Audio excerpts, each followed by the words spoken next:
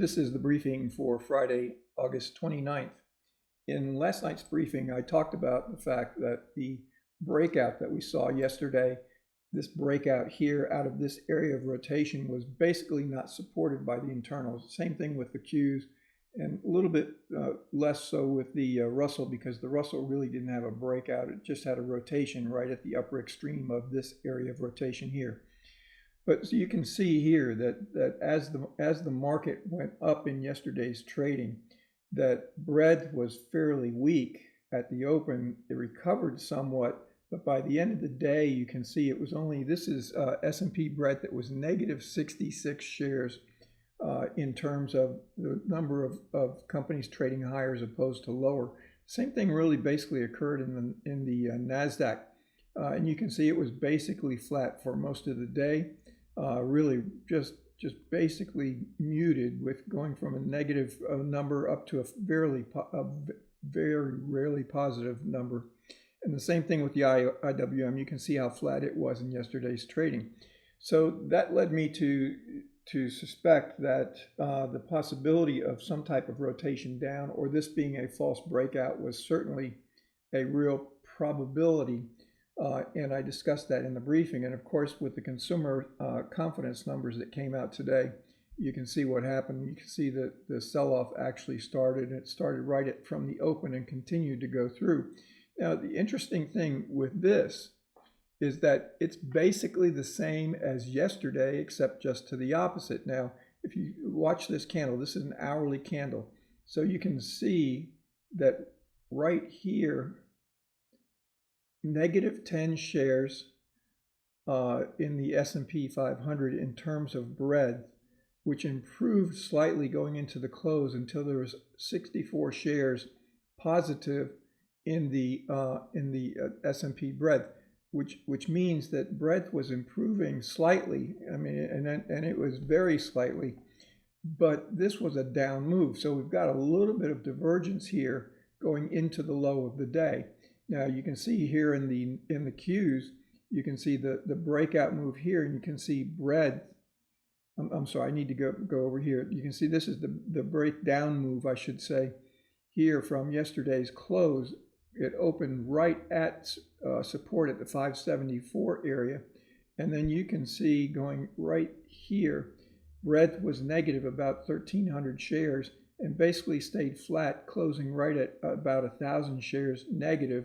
So basically we've got another slight divergence there, and we have an intermarket divergence with the Russell, because the Russell certainly did not trade through the entire rotational range as the other indices did. It did trade through support at 235, and then we had some buying that came in the Russell, and really it's a little more exacerbated than the other two indices, but it appears that the Russell was the favorite in terms of buying companies in today's trading.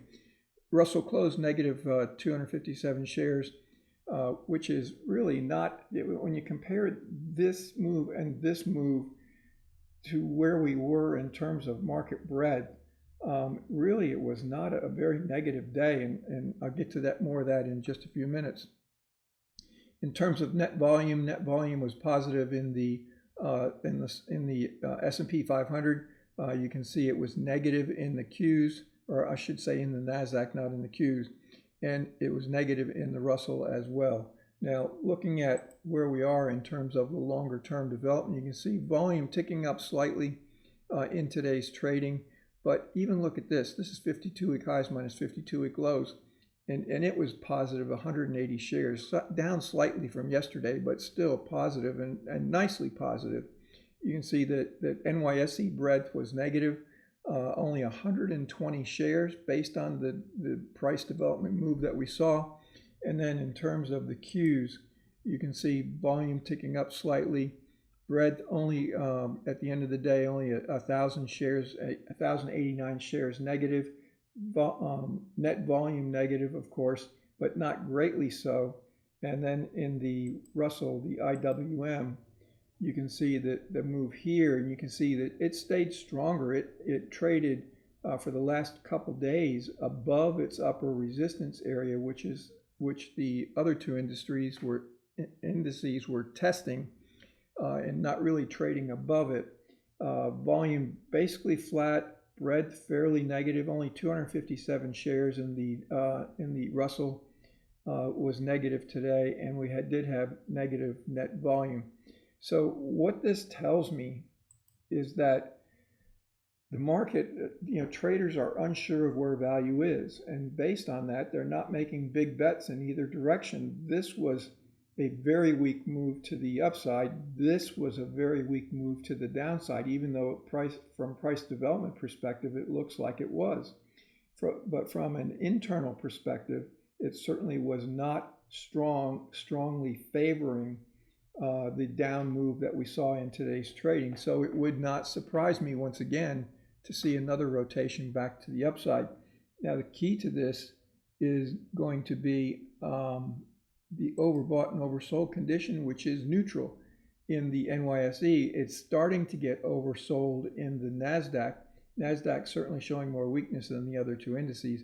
But this is simply amazing because of the last 2 days, the ranges that we've had in terms of price development, and really not moving either way in terms of being overbought and oversold. Going to be interesting to see how the Nasdaq reacts in Tuesday's trading. Keep in mind Monday is a holiday, so there may not be a whole lot of trading until Tuesday, when we see potentially what happened in the overnight trading or the aftermarket in the on Monday's trading, because it'll just be very low volume. But you can see total volume in the NYSE up slightly in today's trading, net volume down but still positive. Amazing. Total volume in the NASDAQ down, but you can see it was really not that negative in terms of net volume. You can see it could have been a whole lot more negative that we've seen in the past. So to just kind of summarize, this really is giving me somewhat of a pause, because if I had to lean one way or the other, I would be leaning towards the long side of the indices come Tuesday. NASDAQ a little bit different, the Q's a little bit different because it is closed right at lower support, but the Russell certainly showing some strength going into the close today. So it's going to be interesting to see how this weak internals on the up move and on the down move are going to resolve themselves, and whichever way it resolves itself, it's going to be important to make sure that we see at least market breadth and net volume confirming that move. Now resistance comes back in the spiders to the 646 area. Support is today's low, going down to about the 641 area. In the NASDAQ, resistance is right where it closed at the 570 area, and then above that is going to be the 574 area. And then keep in mind also that this is convictive selling. This gap is convictive selling, and if we trade much above 574, and we get halfway through, maybe about 575 through this convictive selling here, or this gap, then it will potentially get closed. So watch that very carefully come Tuesday's trading. And in the Russell, resistance is where it closed, pretty close to where it closed, 235. Support is going to be today's low, going down to about the 233 area.